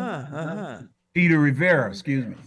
And I Mm-hmm. said, that's what I want to do. And Buddy Miles singing and playing to make people dance. So when Yes. I always like that song, so I said I'm going to do my own version. I'm going to do a blues funk version of it. So it's like, da, shuffle. I never had a girl makes me feel the way that you do. It's all right. You know, so I did my version. Yes. Nice, nice, nice. I like energy, riding a horse. And that definitely comes across in watching you. The videos that I saw on online on YouTube and other places, you got a whole lot of energy. It's I like do. you I must got be like energy. the I should have been a boxer. Boom, boom, boom. I should have been with Mike Tyson. No, not Mike Tyson. No, I shouldn't have no, been. no, no. You'd be out in the first round. I gave Mike Tyson a hug one time. It was like hugging a brick. But Ali, that was my guy. But Oh yeah, I yeah, like music with definitely. energy. I like reggae. I like soca music. I like music. I like Yeah. rock. I like everything. But you said But you you were said you were inclusive, so I inclusive, so I understand that understand you that you also, I also, I mean, mean, you've you've listened listened to to Ringo Ringo Starr. Starr and these other drummers who you have, I guess, incorporated. Or tell me what you do when you're listening to other drummers that you like. There's there's uh there's this thing that I have about drummers. Everybody got a way of playing. You know, it's like I don't consider there is no the best. You know what I mean? And the Mm-hmm. best such and such is that's ridiculous. Ain't no best. That's like saying the best fried chicken. No, you like that fried chicken. My Right. grandmother fried chicken was the best fried chicken. But you know, everybody got what they like, but there is no Yes. best or worst. Well, there is some worst now. I can tell you what's the worst I ever tasted. Okay. But do you know the? Excuse me, I'm gonna answer your question. Do you know the black restaurant in Harlem, the Soul Food? So you talking about Sylvia's? You talking Sylvia, about Sylvia's? Okay, is that still around? it is. It is. I remember eating there when we played at the Apollo one time. Ah, But the food was great. yeah, But yeah. when I see other drummers, I learn something Mm-hmm. from everyone. I pick up something they do, and I go, I can steal that and put Uh that in huh. my arsenal. Uh So huh. I admire drummers, but the problem is a lot of musicians try to emulate people, and they get stuck on stupid. First Mm-hmm. of all, you're never gonna sound like anybody else. Just do the best you can do. Just be Yes. the best you. I ain't the best him. I've been on drum clinics where they had three of us on a drum clinic one time, this drum company I used to represent. Mm-hmm. And each one of us had a different flavor. One played jazz, Uh one huh. played funk fusion drumming, and then there's one played soul and blues. That was me. Okay. And the one who played funk fusion, he can play more notes with one hand than you can play with four legs. Wow. He's like, and he's very explosive and exciting. And I'm just Mm-hmm. backbeat groove guy.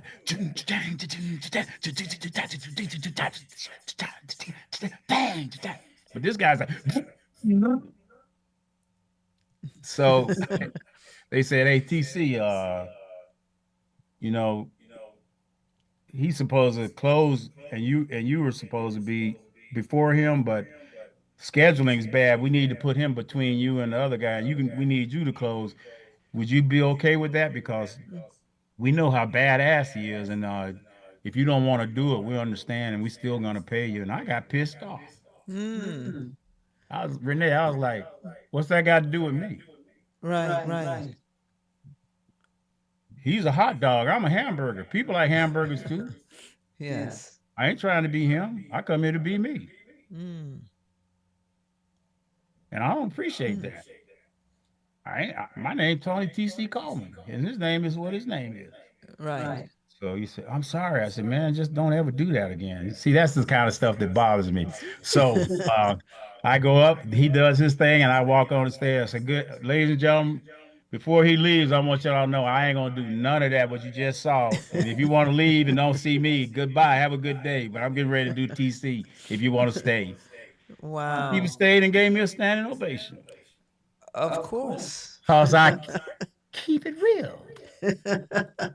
Yes, that you do. But so listen, before we go, I do want to talk about silent partners because you said that came after Well, BB King. Russell Jackson and Leonard Gill Wine, he passed on many years ago. Okay. We used to play when we were with BB. We used to go play with other bands, other artists, Hmm. and we were still with BB. Okay. So we say, what we gonna call ourselves? The Russell Jacksons and Leonard Gill band? No, we go. So we say, let's keep it quiet. We're gonna be silent partners. Oh, That so was, the, no, that was the no first one time else they, knew.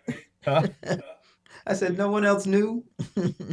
Right. So we silent partners, Hmm. and that's how we started that.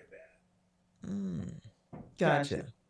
Now, for those folks who, I guess, aspire to play drums or who play drums, is there a particular drum set that you use, like a name brand, or it doesn't matter to you? Okay, Renee. Now we're going into business. I'm a different person right now. You asking me a business question. Don't play Okay. nothing else except the drums I play.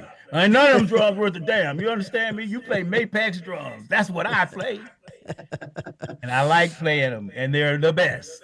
That's the answer. Don't even look at another drum kit. You play Mapex. That's my drum company. Very nice. Good answer. Now, now listen, I'm not a drummer, so I like listening to drums, obviously, but do you have a particular drumming style? Is that something that drummers have, like a style? Now, once again, I'm gonna talk about style. And Okay. Art Blakey taught me this. Mr. Blakey, he was so cool, boy. I liked Art Blakey. Did you ever see him? I never did. He No. was amazing. He was so cool. I'm Hmm. gonna answer your question, but I'm just Art Blakey did something one time. I asked him. I was sitting in the lobby in Spain. We was Uh-huh. doing a tour of Miles Davis, BB King, Art Blakey tour, and we was in Spain. I was in the lobby, was getting ready to leave, and I had my cymbal bag, and I said, "Hey, Mr. Blakey, don't call me Mr. Blakey, call me Art. What is it?" I said, "How do you pick cymbals?" He said, "Give me one of those cymbals out of your bag." Any one of them. He said, I talked to them and they talked back to me. I was like, what? What the hell is he talking about? Hmm. So so I took one of the cymbals out and he took Uh-huh. it. And we're in the lobby at the hotel and he took his finger and he was holding the cymbal with his finger like that. He Okay. said, ah, did you hear that? You couldn't No. hear it on this mic. But when No. he yelled at the cymbal, the vibration from his voice made the ah. I Can't hear see. it on the Okay. mic, I guess. I So can't hear. I'm Yeah. so I'm in the lobby looking at this man like he's crazy, and people looking like, what this man hollering at cymbals and stuff. He said, I got earplugs now, but when you holler at the cymbal like that on top of it, you can hear the note without hitting it.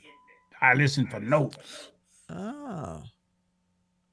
I was like, Uh-huh. wow. And then I was in my room doing it all day. Ha, ha, ha. But my style of drumming is what I like in my heart and soul is grooving, backbeat, drumming, excuse me, Hmm. throb, heart, boom, boom, boom, boom, that make people feel good. Like when I listen to Africa, can Hmm. you hear me? Yes, I can. You Hmm. know, those drums, it's like the first thing a human being feels and hears when you're being born is that heart, your mother's heart. Hmm. If your mother's excited, that heart will go. If your mother's sad, that heart will Uh-huh. go. So you're already learning, feeling by that heartbeat. Mm. That's the first instrument in the world. Africans Mm. communicate with the drum. That's telling them "It's some people coming up look like Tarzan getting ready to take over. And they answer back, we gonna get them. We'll catch them. We'll catch them. So my drumming is more like that, from the roots of your anatomy of being born, from your mother's heartbeat. That's the first Mm. instrument, the drum. And so I my whole thing is when I play with the band, I try to be whatever the music is, I'm gonna bright, like if you turn on a light with a dimmer switch, Uh-huh. when I play, it's like somebody take the dimmer switch and brighten up. Then when I sit Yes, down, it go yes. back to being, because I'm full of life. I like to play, even if it's a slow song. I don't Right. play. I don't play like. I play like.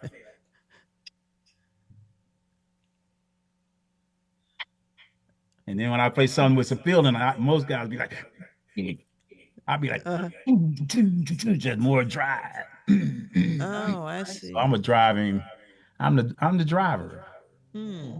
My Nice, style of nice. drumming is feel good, make it feel good without playing too much and doing too much. Like the new trend I hear people say, "You're doing too much, man. You're doing too much. Mm-hmm. Mm-hmm. You Yeah, playing you jazz now. Go over there and do too much. Play jazz. Show off drumming." But you are a blues man at heart. That is for sure. Yeah, You yeah, so have you heard? I'm sure you've heard this saying before. I think Willie Dixon said it, which is that the blues is the root, everything else is the fruit. that's true. And I'm part of That's the root. I ain't the fruit. that's right. You are. You are. Because the fruit, what comes out of that is, I don't know, hip hop or rock and roll, whatever. But the Everything. blues, everything, right, I right. didn't like. I'm losing my face on me. No, they- I didn't like blues. I didn't want to play blues. I didn't want to play blues. And I was with BB and I didn't want to play blues. We was playing the Cool Jazz Festival with BB King, Bobby Blue Bland, Chic. Chic had just came out. Oh, Aw, freak out. yes. Aw, freak out. And Shaka Khan was on the show, and Dionne Warwick, and Lou Donaldson, a jazz musician, Freddie Mm. Hubbard. And we were on tour in Oakland. And I was with BB and BB King's band. We wear suits with shirts, like we look like Yeah. businessmen. Right, And I right. remember getting on the elevator to go down to the sound check to the stage. And I remember Niles Rogers and Tony Thompson was his drummer in that band. And there Mhm. was a young lady with Tony Thompson that played the violin and one of, Okay. Okay. and I remember they got on the elevator and me and Russell had on our suits, some young guys with our suits. Mm-hmm. Mhm. And Niles Rogers got on there and looking all Niles Rogersy or whatever. And I remember Tony Thompson having on some leather pants, some nice looking boots, leather boots, and had his shirt open all the way down to his navel with his Uh-huh. chain and stuff. Right, And he got right. on the elevator, and I knew exactly who they were. They got that hit, freak out. Uh-huh. Anyway, I remember Tony Thompson looking at me, and I was like, had my drumsticks bag. He was like, "What's up?" I said, "Hey, yeah, what's up, man? Who y'all with?" I said, "We BB King band." "Oh Uh. yeah, we Chic." I said, "Yeah, man, I know. That's a nice hit you got, man. Y'all go on stage dressed like that?" And I looked at him. "Yeah, y'all go on stage dressed like that?" I said, "Man, it's hot as hell out there. You gonna be sweating your ass off in them tight ass leather pants, bro. See you later." Went up there, and kicked their ass with the blues. Yes. Wow. Well, listen, we're going to wind down. I'm going to wind down with a couple of more questions. One, I think we touched on it a little bit in terms of, would you say that you are politically active? I'm sorry. Would you say that you're politically active? Absolutely. How so? I'm politically active. And when I get on stage, I bring politics on my stage. Wherever I go, I tell people, we got to stop this bullshit that's going on right now. It's too racist, and we're not Mhm. that. We're all good people here, and people, we need to stop this. We need to come together as one race, the human race, Mhm. because it's nonsense. Because I got people in my family from all different races. I go Mhm. around the world to play music, and we're all good. We're all good. So why are we hating so much? Stop the hate. Ain't nothing to hate. It's more time to relate than to hate. Yes. And Yes. I'm gonna do it. I'm gonna keep doing it. And I ain't gonna never shut up. When I hear black people tell black people not to vote, I get real pissed off, real angry about that. Yeah.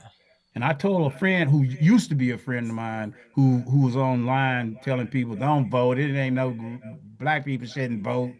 And I said, Wow. man, you out of your cotton. I can't say what I said. Well, I get the point.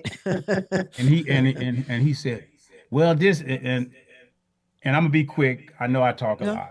no, you're fine.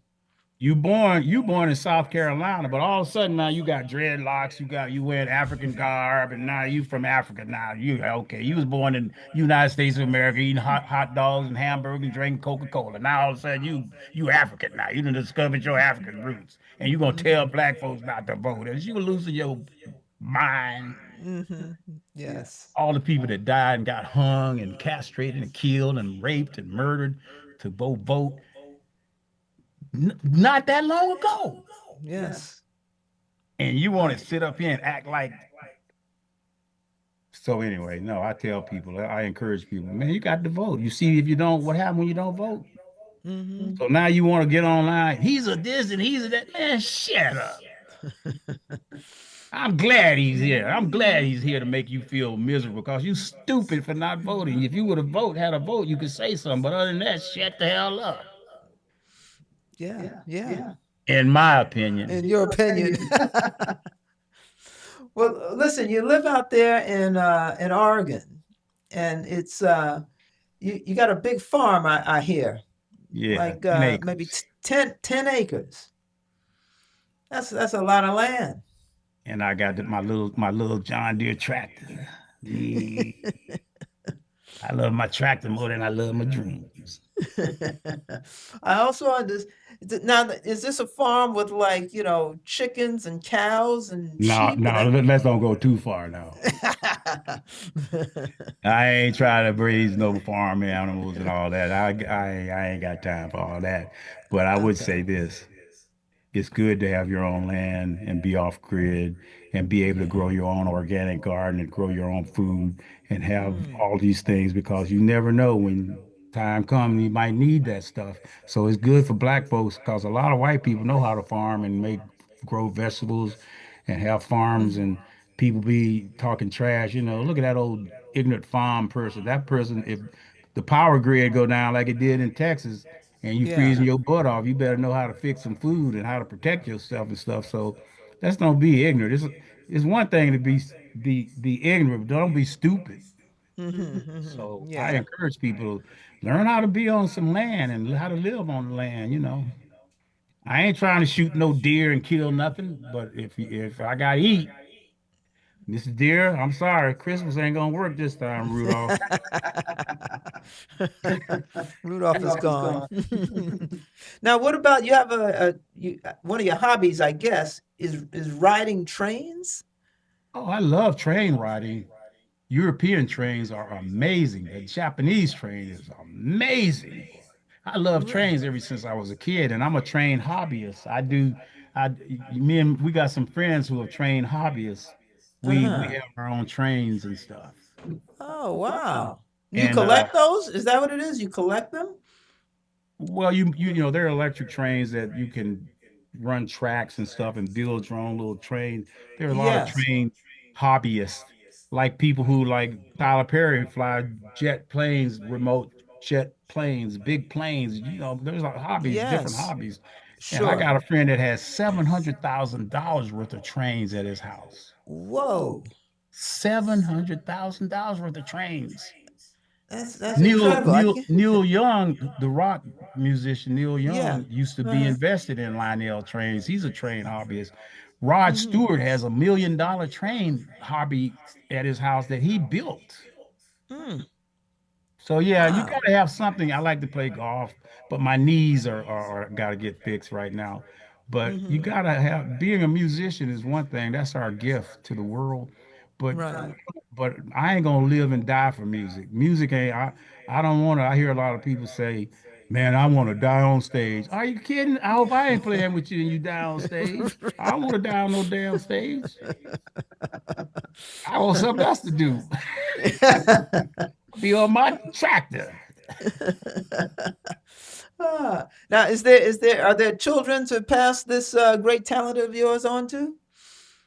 No, none. Nobody picked up drumming. No, music, Okay. All right. So they're into something else, I guess. art, and design, and building, and So, teaching. oh, okay. So you got three kids, is it? Four. Four kids. Okay. All right. All right. So then my last question I ask every guest, which is, how would you like to be remembered? As a guy that was fun and happy and didn't take a bunch of bullshit off people and always kept it real and put people in order and make people do the best thing they can for each other. And was a real guy, whether you liked it or not. The dude didn't bullshit. He told the truth. Hmm. Perfect. Perfect. He didn't, and he never was against anybody. He was for everybody. Hmm. Yeah. Well, listen, this has been really, really my pleasure in terms of just talking with you today and just kind of hanging out. I mean, we probably could have gone on, but I got a staff that they want to go home. So, And Renee, I'm sorry, guys, and everybody I talked. Renee didn't even have to ask me questions. She just nudged me, and I'm well, some would say that's the best interviewee because there's just a lot of stories in you. So a that's all lot. that is. And A we hadn't even lot. scratched the I'm surface, Renee. We got to do I'm part sure. two. Yeah, we got to do part two. Absolutely, absolutely. Well, listen, when where can people see you? Like, I know I'm not in Oregon, but where can people see you? Where's your next gig? Well, just go on social media, Facebook. A lot of people hate doing that stuff, Facebooking and Okay, YouTube, and just you see me out there. Just put up Tony TC Coleman. You'll see me. I get on Facebook. I'll be making friends with everybody. I'm trying okay. to make friends and bring humanity, people together. I got friends from all walks of life. Mm-hmm. And I'll be on Facebook. I'll be on sitting on the plane. Look at me. I'm sitting on the plane. Hey, how you doing today? So, Nice, very nice. Well, listen, we're gonna look for you on Facebook. That's for sure. Maybe we'll follow you too, become a friend of yours, and this big humanity that you're trying to pull together. So I definitely want to be part of that. but I definitely want to encourage my people to come together. Our I can't emphasize that enough. Yeah, yeah, we have to, because what's interesting, and then we can sign off. But there's a question. I was on a jazz cruise once and was sitting at the table with some dinner guests, and one of the questions that came up, I may have asked the question, maybe a friend asked the question, which is, I think I lost we, you for a minute. yeah, I was saying, I told you I go on a jazz cruise every year, and this particular year we were sitting at dinner with some dinner guests, and one of the questions that I asked was, are we used to be united as a people. We used to be united. Are we still united? No, we Right. used to That's be. that. We never been united. We as a people. I'm talking about black people. We never been united as a black people because Really? we still have that sickness called crab in a bucket. Mm, You know what it is. We've I been do. dealing I with that do. as black people all our lives since you've been born before us. When we see Yes. one of us do good, we want to pull us the other one down. Mm, And mm. that's been taught to us from being in the slave house. And it's Okay. been passed down to us. You beat somebody upside the head, yes, sir, boss man. I'm doing good. Look at them dirty rats over there trying to sneak away, boss, like Eddie Murphy and did in that movie. Boss, he ain't. So Yes. there was Yes. a period where we came together because of Muhammad Ali and Martin Luther King and Malcolm X and Okay. and those people and Rosa Hmm. Parks. We came together because we Right. had to fight for each other. But then when they say, okay, you got it, okay, you got it. Now the other was made it and the others didn't. Now they think you better than the ones back there. That's what I'm talking. You Mm. know what I'm talking about. I know exactly what you're talking about. Yeah. Yeah. Yeah. You know. So no, Yeah. we ain't together. And I'm gonna say this: when you see Chinese people, they together. Chinese New Year, they celebrate their cultures. Chinese New Year, everybody. There's Chinese people be living 10 in a house. Then next year they got 10 mansions. Mm. Mexican people been working their ass off harder than anybody. Mexican people. Joke, the Mm. man was joking. Somebody said, "Hey man, I don't want to work with the Mexicans, man. They work too hard, man. Y'all need to go sit out over there." Irish people, they so together they paint the whole river green in Chicago. We Irish. Mm. Wow. Cuban people, Cuban people celebrate, German people, some beers, some hot dog, frankfurters. Yes. We celebrate. What the Hmm. seriously? But you don't ever talk about that. So I do. Right. Mm. You know what I Yes, mean? you. I know what you mean. Like, cut it out, man. Cut it out. You my brother, man. Why you doing that, man? Yeah. And that's what BB King and Bobby Bland and those guys and Albert King they used to do to me. Hey, little brother, come here a minute. Come on, calm down a little bit. Mm-hmm. We get you, but just calm down a little bit, okay? And I would listen. Sometimes I wouldn't, but then I'll end up saying, "Yeah, they right." So we Okay. need to be unified as a people because we are so great as a people, and people love us. Mm-hmm. You talking about make America great again? I tell you what, I tell you, all black people in America leave America. Mm. If it, just for one day, if they could just get all black folks, just leave for a week. You got boats and stuff. We want y'all to leave. Just go. We gonna put y'all all out. Just leave for a week. All black people in America. See what you got. Where they at, man? We ain't got no fun, no good music. We ain't got nobody to steal shit from. What the fuck? Well, Tony, this has been a ball. Let me just tell you that. It's been really, really wonderful. And you know what? We do have to do part two. Absolutely. And listen, let me say this. If whenever you get to New York, you gotta look me up. Because yeah, I've if you're coming to perform, I want to be there to hear you. Are you kidding? You know I'm gonna be there. I mean, I'll be at your ding ding. You think who is that? Hey, Renee. Well, damn, Tony, you can at least call. What's up? That's nice. That's very nice. So listen, I thank you again so much for taking the time. We've talked long, probably longer than probably you even anticipated, but like you said, we probably only just scratched the surface, and that's because there are so many stories that you have that I think that the world needs to hear. And so I want to thank you from the bottom of my heart for being available and being willing to just share openly about everything, everything. Thank you. Thank you, So Renee. with that, I'm going to sign off. I've got to turn to the other camera to say thank you for listening and watching another episode of Maya Jazz. I hope you have enjoyed this segment. I know I have. Tony Coleman, Tony TC Coleman is the one to be listening to in terms of probably the most traditionalist blues man you'll ever want to hear. So if you like this episode, click like and subscribe. It's always a perfect way, the best way to support this channel. Thanks again, everybody.